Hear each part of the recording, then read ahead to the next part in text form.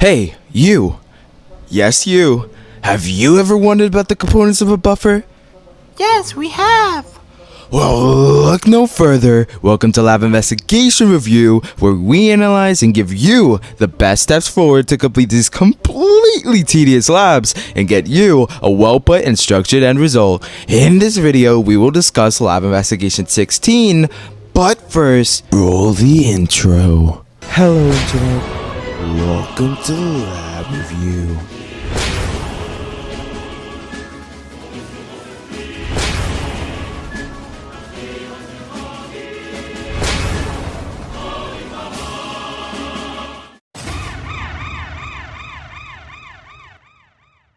Please remember, chemicals in this lab could be harmful, so make sure to secure those goggles to the point that you see your red lines on your forehead, and you know what I'm talking about, and tie up those aprons, cause it's time to get serious. But also, please remember you have peers, so if you need a bit of help, ask a friend. Anyways, let's get right into it, the video. The objective of this activity is to determine the buffer capacity of a solution of sodium acetate and acetic acid using, you guessed it, titration. What you see right before your eyes are the materials that you will need to complete this lab, because without any of these materials, you might as well walk out the door, cause you're not doing anything.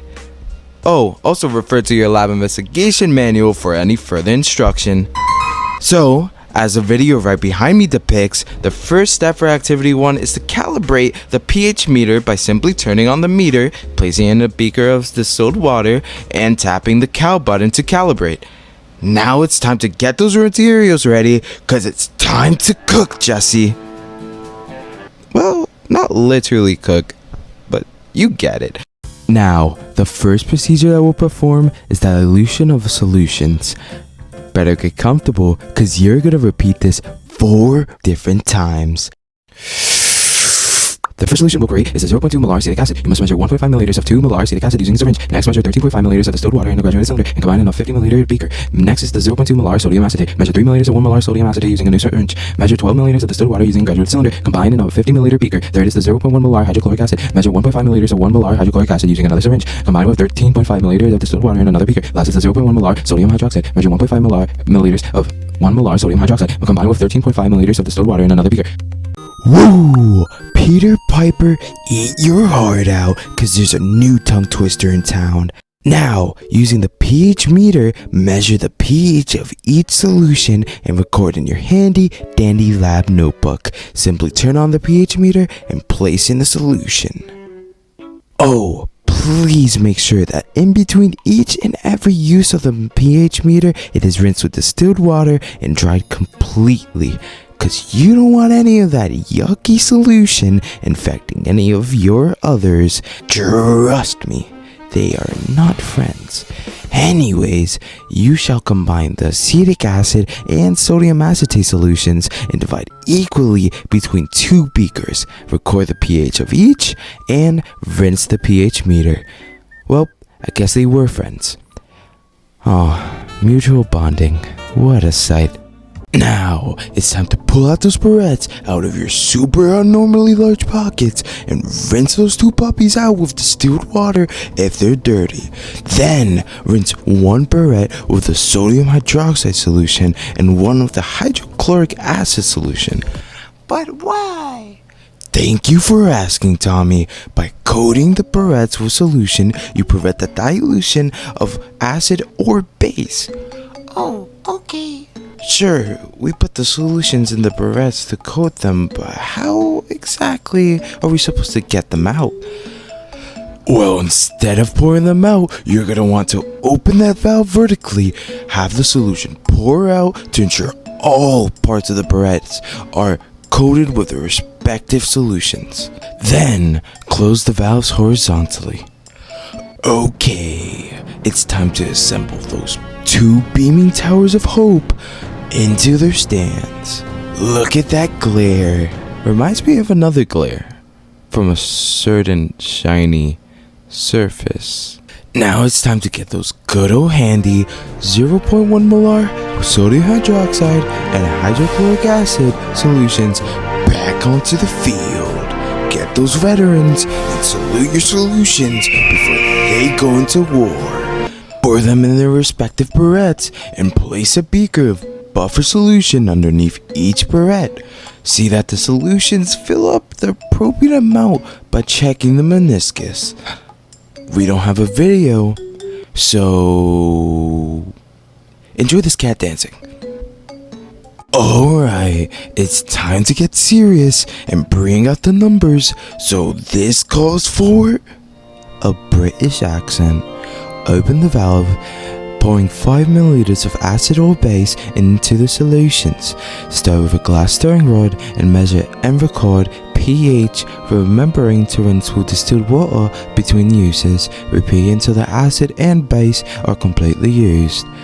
Whoa, my mouth out of a sudden. Hold up. Tastes like a whole bunch of teen crumpets. Okay, I'm okay. These are sample results. Who are you?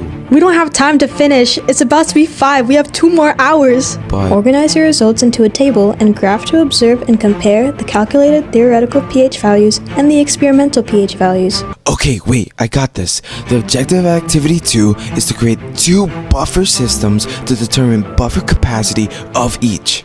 These are the materials for activity 2. Refer to your lab investigation manual for further instruction. Faster. Here we go again. Since in this experiment you're testing 2 separate buffers, you will need to prepare 2 sets of acid and base each. Dilute 1 molar into 50 milliliters of the 0.1 molar sodium hydroxide solution. Dilute the 2 molar into 15 milliliters 0.1 molar hydrochloric acid. Repeat this process. Add 3 milliliters of 1 molar ammonium chloride to 12 milliliters of distilled water to create 50 milliliters of 0.2 molar ammonium chloride. Combine with 15 milliliters of 0.2 molar ammonia to create the first buffer solution. Divide equally between 2 beakers. Add 3 milliliters of 1 molar sodium hydroxide phosphate to 12 milliliters distilled water to create 50 milliliters of 0.2 molar sodium dihydrogen phosphate. Combine with 15 milliliters of 0.2 molar sodium hydrogen phosphate to create the second buffer solution. Divide equally between 2 beakers. The procedure for activity 2 is relatively the same. I haven't slept in days. Oh jeez, I don't think that's healthy. You know what cheers me up when I'm grumpy and tired?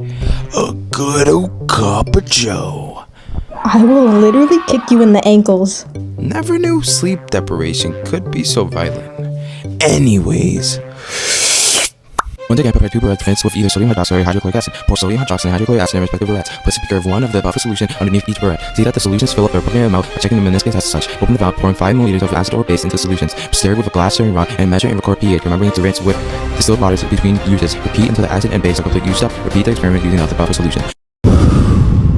These are the sample results. Organize your results into a table and graph to observe and compare the 2 buffer solutions. now we've completed the procedure for lab investigation 16, components of a buffer. I can finally go to sleep? But 6:30. Chad, it's not funny no While more. she's crying on her way to school, just remember, that's just a review, a lab review. Thanks for watching.